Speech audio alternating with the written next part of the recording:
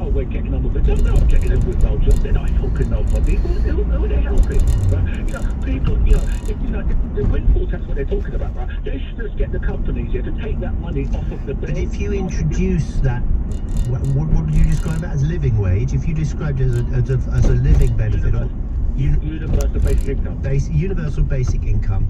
Yeah.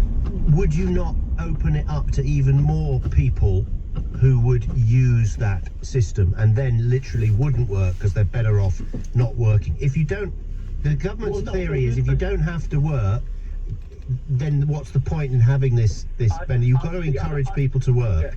Ian, I don't believe in that, right? That people don't, because of benefits, they're not working, right? Mm. You know, people might not, on benefits, they're not getting enough money. Where they're working, they're not getting enough money, right, to cover all of their bills. So they have to be on benefits in that sense. Oh, no, absolutely. There was a policewoman gave a speech the other day, and she said she earned, 40 grand a year, yeah? And every single month, yeah, her bank account is empty. Yeah, because she hasn't got enough money to get by. Yeah, well, again, I don't want to get into specifics. There'll be people who think, oh, well, she shouldn't be spending so much on Sky and fags, should she? I don't know. You don't know what other people's lives are like. Wow, this shows no sign of abating this interest. Here's Stephen in Liverpool. Hello, Stephen. Hello, Ian. What would you like to say? Basically, because this one, it's going to hit people. They don't know what's coming. All them people that are complaining and saying, right, screw it, yeah. They haven't got a clue what's going to come. We know what's going to come. We've been through this for the years, the 90s, 2010. Mm-hmm. Yeah, we're used to it. But what's coming down the road, people, you just don't understand. Do you think 20 quid a week extra would really help? Of course it would. Yeah. It was good enough before the pandemic. Why isn't it good enough now? In the cost of living. People don't go on universal credit for the laugh, do they? I'm on universal credit now. Oh, yeah. And I work. I've just finished a 12-hour shift. A 12-hour shift and you're on universal credit. Do you mind me asking what you do? Yeah, I'm a warehouse person. You work in a warehouse, you've been working 12-hour shift and you're on universal credit. And I'm on universal credit. And I still can't cope. Right now, I'm skins and I got paid on Friday. So, you know, well, and yeah. people are going on. No. Giving £20 extra. Should be £40. Well, it's... You work it out. It should be a lot more, but it's got to start somewhere, hasn't it? Forgive me, Stephen, I just want to get on a couple more people before I finish. Let us speak to Lynn, who's in Blackheath. Hello, Lynn. Oh, hi. Hi. Yeah, I'm just, this makes me very depressed. I'm permanently in pain with cervical spondylitis, and back problems. Even holding the phone, I can't hold the phone, I have to put it on loudspeaker because of the pain that I'm in.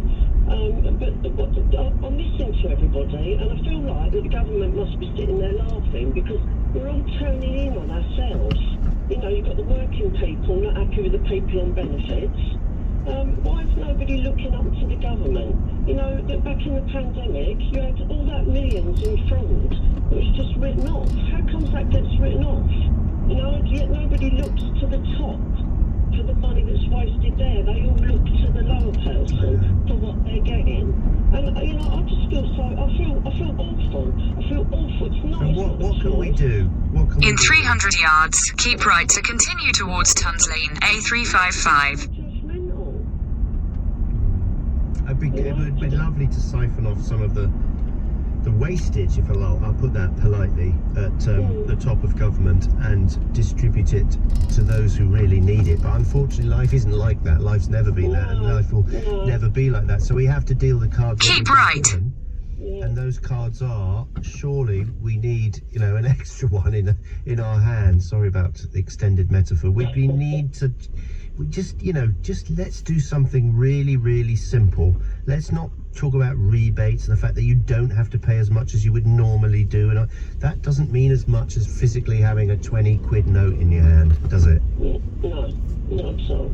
And I just think we're all, we're all struggling. Yeah. You know, it is hard, but let's themselves. No, it's a very positive note to finish on. Thank you very much, Lynn. Peter, I'm sorry. In a quarter of a mile, at the roundabout, take the first exit onto the M4 slip road to London, Heathrow Airport.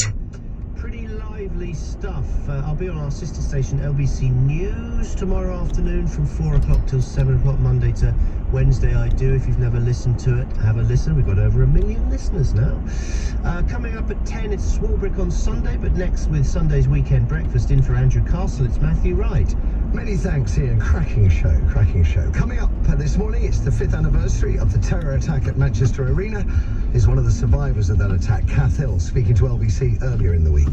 You absolutely be remembering people, and at the same time, trying to stay positive and try to keep some normality as well.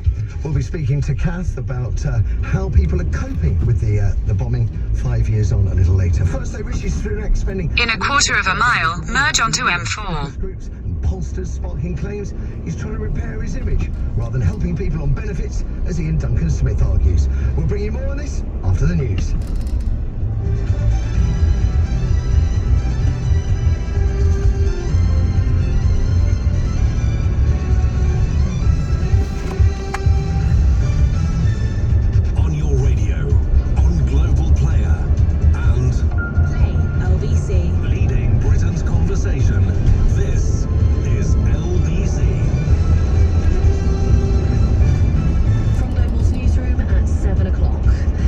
Continue on M4 for 9 miles. Has reached the highest since records began in 2006. The Resolution Foundation says it grew by 1.5% in April, but believes the only support for millions of households is through the benefit system. Former Conservative leader, Sir Ian Duncan Smith, called for benefits to be immediately increased in line with inflation. They have the least flexibility. We are facing a problem with a global spike in inflation driven mostly by the problems about post-pandemic demand outstripping supply, and also the war in Ukraine, where oil and gas are less available, thus pushing prices up. Ukraine has ruled out agreeing a ceasefire with Russia, saying it won't accept any deal with Moscow that involves giving up territory. The country's president is promising the end to the invasion would only come through diplomacy. The government is considering plans for a minimum staffing requirement during rail strikes as the threat of major industrial action looms. The Transport Secretary Grant Shapps has told the Sunday Telegraph ministers are looking at new laws which would make strikes illegal unless a certain number of staff are working. People who are unvaccinated can now travel to Spain more easily after the country relaxed its coronavirus entry rules. Visitors will need to show either their COVID vaccination certificates, a negative PCR test, or a certificate showing they've recovered from COVID in the last 180 days. And church bells will ring in Manchester later to mark the 5th anniversary of the bombing at an Ariana Grande concert where 22 people died. Around 20,000 people are taking part in the Great Manchester Run this morning to mark it. Julie, who was at the arena with her daughter when it happened, is one of them. Lily suffered pretty bad PTSD afterwards. I had my own mental scars, and all we're trying to do and all we've ever done is said that we're not going to let them define us, and this is our city.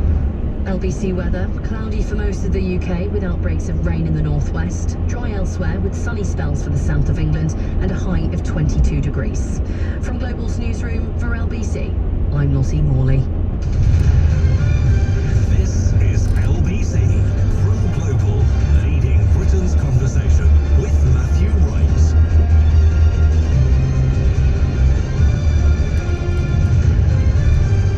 Morning, ladies and gentlemen. A pleasure to be back with you, sitting in for Andrew Castle this Sunday morning. If you were listening yesterday, you'll know my voice a little bit ragged, and I'm afraid to say it remains thus today. Thoroughly enjoyed myself yesterday, though, and hope you did too. And I can safely say we've got even more diverse and interesting stories and issues to share with you today. Particularly interested in moves to ban football clubs from having gambling firms sponsor their shirts, because I think it's probably good to rein in our desire to gamble, or at least to encourage people to gamble. But the impact on these smaller soccer clubs from the lack of sponsorship, I think, is going to be catastrophic. But anyway, that's later. Right now, a story that I think looks bad from the headline, but I'm not entirely sure it's quite as grave as Labour's spinning it.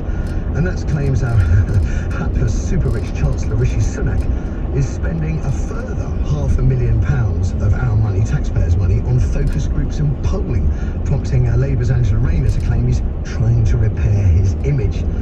Now, the story here begins at the start of the COVID pandemic, when the Treasury justified spending on focus groups and polls as an emergency measure to test the impact of different policy options. Eat out to help out, presumably.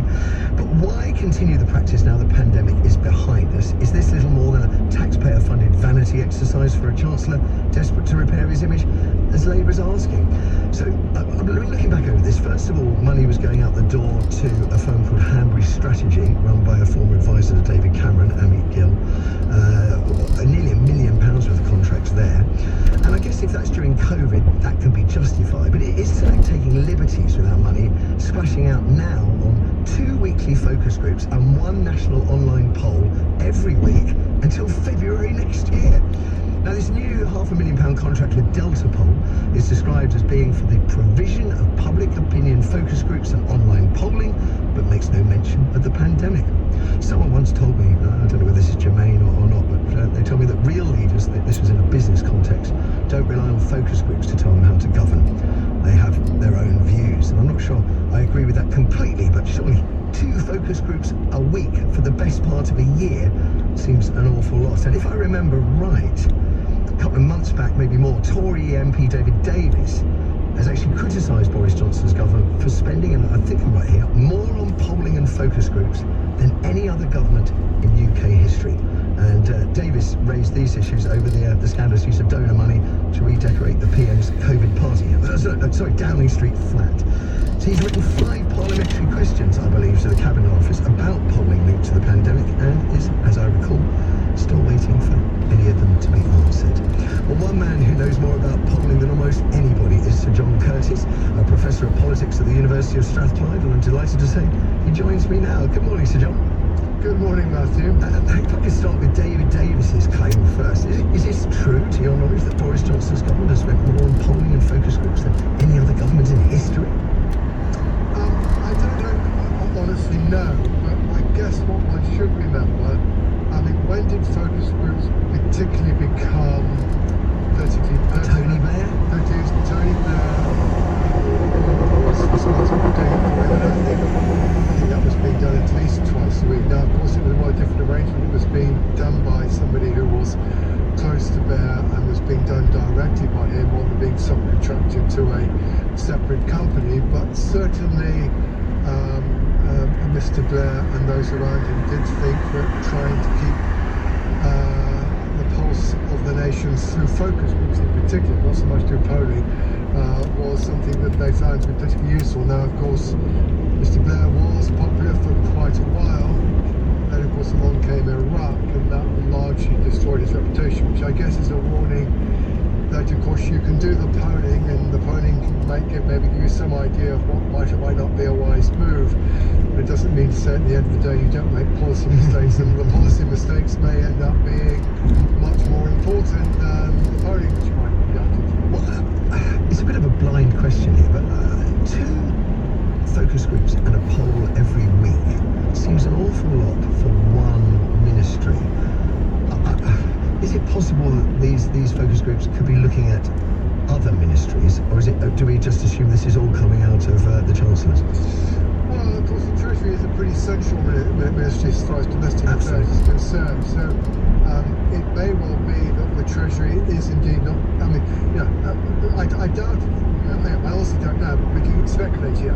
I doubt that this polling is going to be simply about the fine details of taxation policy, but probably also, the Treasury is also responsible for sanctioning public spending and evaluating how it's being spent. And to that extent, at least, I suspect that some of the policy options for spending are also going to be evaluated throughout this polling. Now, according to a story in the Sunday Times today, there is a disagreement between the Chancellor and the Prime Minister about if there is a windfall tax, what it should be spent on. The Prime Minister is saying, well, if we are going to do this, we should spend it on infrastructure. That sounds like a familiar song from Boris Johnson, whereas the Chancellor seems to be inclined maybe to use it to reduce taxation.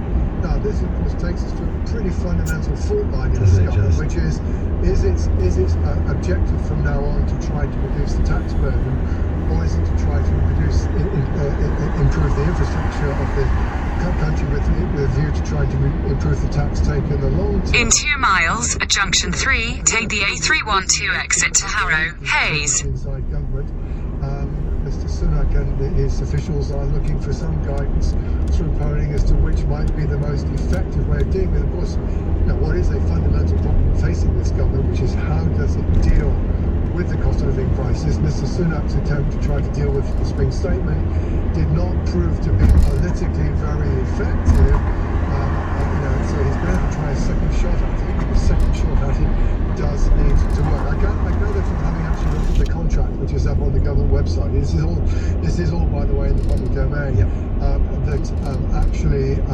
This has been going on for a while. So maybe this has also been feeding into these other stories in the newspapers. So if I could bring you then to the headline at hand, which is this claim that the Chancellor, Rishi Sunak, is using our money, £500,000 of our money, to sort of polish up his image, restore his image. This is what Angela Rayner, Deputy Labour Leader, is. I mean, this takes us to what it's about. I mean, that implies that what he's using it for is to get focus groups on what do you think about the Chancellor and portraying the Chancellor in speeches and getting people's reactions, etc., etc. Now, I don't see any evidence in the story to substantiate that. Me neither. Case. And I think what should be said is that while it is known that Hanbury's strategy did have connections with some of its people with the Conservative Party, this is not true of Delta Pol. Delta Pol was actually founded by Joe Twyman from YouGov and Martin Boone from ICM. Now, when Martin Boone was running ICM, they were acting as private pollsters to the Conservatives, but frankly, that was done as a very much a professional relationship, and that in fact. In a quarter of a mile, at junction 3, take the A312 exit to Harrow, Hayes. Who is known to be associated with the Labour Party. So I think in this instance at least, they're certainly not going to people who are known to be their friends in particular for this research to be done. And it's also quite useful to hear that Tony Blair has... Exit at junction 3. The focus group. John Curtis, polling expert and professor of politics at University of Strathclyde. Thank you for getting up for us this Sunday morning. I think that's a very fair approach. In a quarter of a mile, at Cranford Parkway interchange, take the 4th exit onto the Parkway, A312. Using our cash for his own image. And Henry Hill, Deputy Editor at Conservative Home, joins me now. Morning to you, Henry. Good morning. Good morning. What do you make of this claim that from Labour that Rishi Sunak is using focus groups and polling to improve his image? I mean, I think given all the charges they can throw at Rishi Sunak, it's a slightly baffling one. I think most voters, if they hear one politician accusing another politician of using polling and focus groups to try and work out what the voters want, will think, well, yes, that is what politicians do, isn't it? All of them do this. The last Labour government was as we were just hearing, famous for trying to focus group every single last thing that it did. Now, I think basically for Labour, the thing to attack Rishi Sunak on is the government's response to the cost of living crisis. Absolutely. Absolutely. And I do worry. So I say worry. Obviously, I am a conservative, but I do think that sometimes they risk going down these sort of quite satisfying sort of rabbit holes about the fact that he's made the rich list or the fact that he's spending on polling when these aren't. Exit the roundabout onto the Parkway. And I think that most voters are sort of sophisticated enough to be able to separate this from the actual problems with what Rishi Sunak is doing and the government are doing. So I don't. Continue on the Parkway for 1 mile. You take your point that polling and focus groups has been sort of de rigueur since the 90s. But David Davis criticising Boris Johnson, this is back to the flat redecorations, and in David Davis's words, for spending more on polling and focus groups than any other government in history. Well, obviously inflation has a role to play, but is that of any concern to grassroots Tories at all? Yeah, I think it is, in as much as not because the specific spending is in some way illegitimate, but I think the reason that is concerning is because of what it tells us about the government's sense of direction. Cool. Because I think one of the things that's most concerning to Conservatives at the moment is the fact that this government was elected only a few years ago with an 80-seat majority. There's this great sense of drift. We don't really know. There's no real sense of what Boris Johnson is trying to achieve, and there's a worrying sense that when you've got a slogan like levelling up, which is pretty vague, Ideally, you want at least the Prime Minister to have a firm idea of what that means, but instead there's a sort of nagging concern that actually levelling up's just a slogan, and then he goes and gets some goes and gets some pollsters, goes and gets some focus groups, and tries to get people to tell him what it should mean and what they want it to mean, and that's no way to steer a country through a crisis as big as the one that we're about to hit. In a quarter of a mile, at Wagoners Roundabout, take the second exit and stay on the Parkway, A312. Don't rely on focus groups to tell them how to lead. And you seem to be broadly of that opinion yourself.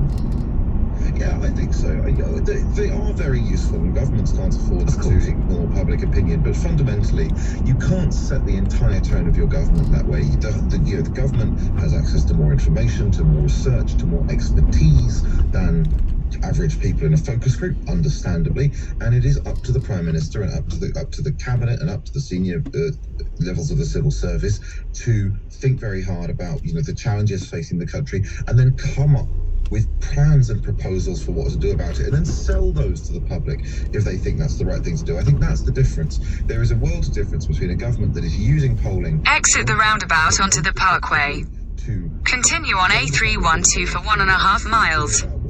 Concerns are, and a government that is using polling effectively to try and get the public to tell it what to do. There are a big difference between those two. That's a really clear explanation. I appreciate that, Henry. What do we think then?